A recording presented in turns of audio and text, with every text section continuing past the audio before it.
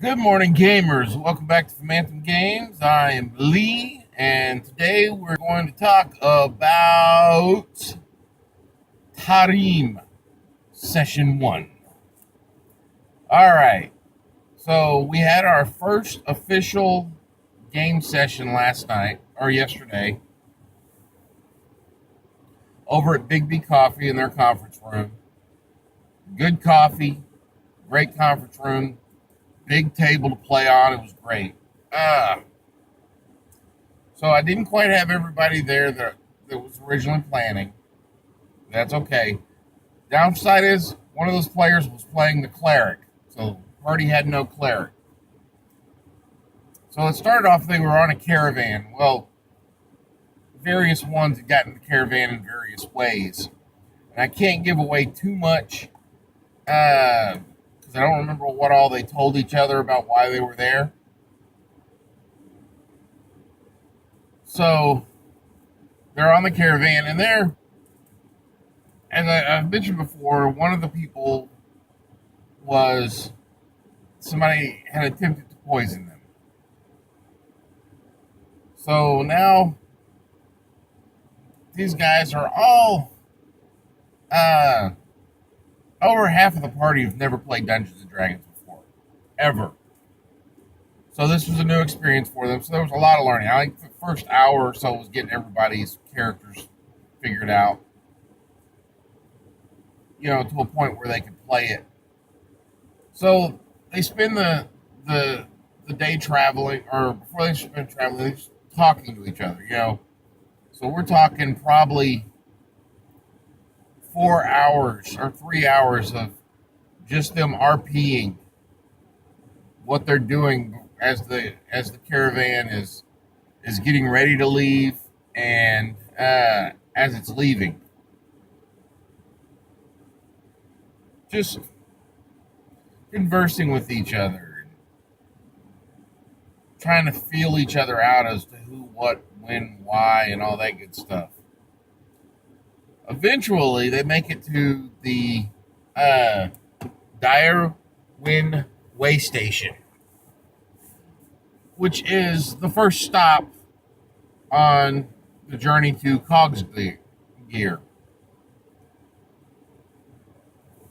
It's a small little way station. The biggest building in town is the inn, the Whip and Wagon, um, which is bustling with folk. And then there's probably about 10 other buildings in town. Not uh, a large area. So they're roaming around there. Again, they're still doing the RP, trying to feel each other out and figure out what's going on. And this has been going on for hours, just conversing. Uh, One of the individuals, uh, the rogue in the party, has pickpocketed some patron, got away smooth. The Well, it gets to a point where the three females in the party, not players, the female characters, had decided they were calling it a night and gone up to their room. They got a room and they were all three sharing one room. Well, so two of these characters are wizards and one of them is a fighter. The one wizard, Desiree, she puts the alarm spell on. Well, the rogue decides he wants to go pilfer their stuff, picks the lock to the room, opens the door, and sets off the alarm spell, which that particular wizard then immediately casts, as he wakes up, casts Charm Person on the rogue. So they have a nice little discussion. He fills her, or she fills him out, trying to get information on to what he's doing, who he is, but a basic little, real simple interrogation. So while that's going on, the monk, the halfling monk.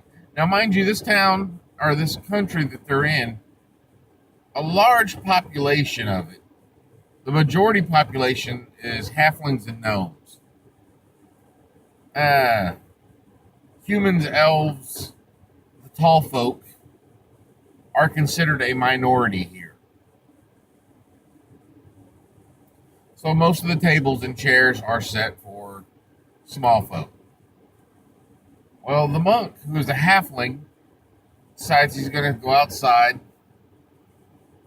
just outside the door, and kind of just get some fresh air and such.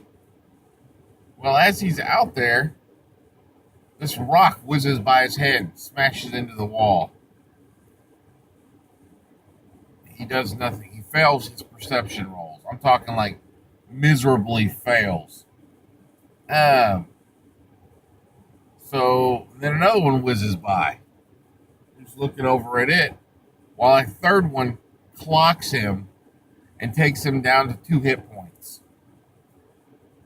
Now, mind you, these are first level characters. I rolled max damage on a sling, which is 1d4 plus 2. No, 1d4 plus 2. And just devastate this guy. So he goes back inside, stumbling back inside. Oh, he finally makes a perception roll before he goes back inside and sees, oh, wait a minute, let's back up just a wee bit. So before they go up for the night, this very large, tall individual, tall even for human standards, scraggly beards, big, broad-shouldered, big guy, comes stumbling in, or shuffling in, being attended to by a bunch of dwarves. Well, the dwarf in the party, before she goes to bed, tries to go introduce herself. She gets closer, she hears that the dwarves are all speaking Draconic. They're not speaking Dwarvish, they're speaking Draconic. So she goes over to introduce themselves. And she does so in Draconic. To which the dwarves themselves seem taken aback and slightly overprotective of the big guy. He calms them down, saying something to the effect, "You have to forgive my associates there. We've just had a pretty bad, rough run-in. We'll be fine. Just please leave us alone. We're going to be okay." So she does nothing else about that. And the party goes on.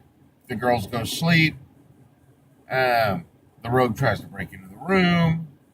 And the monk goes outside and gets walloped with a stone. Then the monk comes back inside bleeding from a head wound because 7 kobolds have started to rush the inn. So a fight ensues. Rogue takes out one. A kobold ends up taking out one of their own. Kobolds go down. Well, in the melee, a sling hits one of the mages, knocks her unconscious. She is down for the count. At that point, I believe the big guy stands up, yells out in Gnomish, "Get down." Everyone drops to the floor except for the kobolds.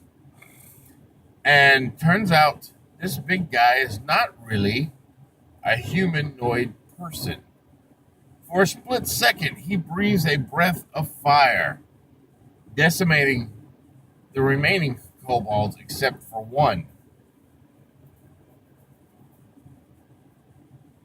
At that point, the party also realizes that he is not a normal person, that he is a bronze dragon, and that his traveling companions are not dwarves, but apparently other kobolds.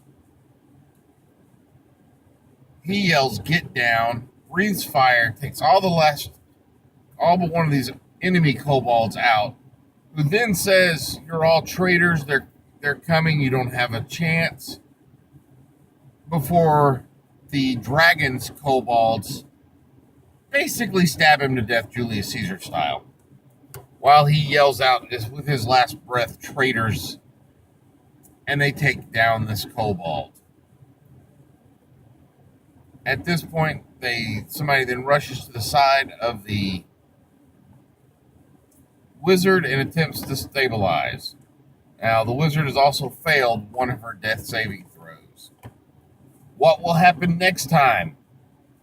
Who knows? Are there more on the way? We'll see. Stay tuned.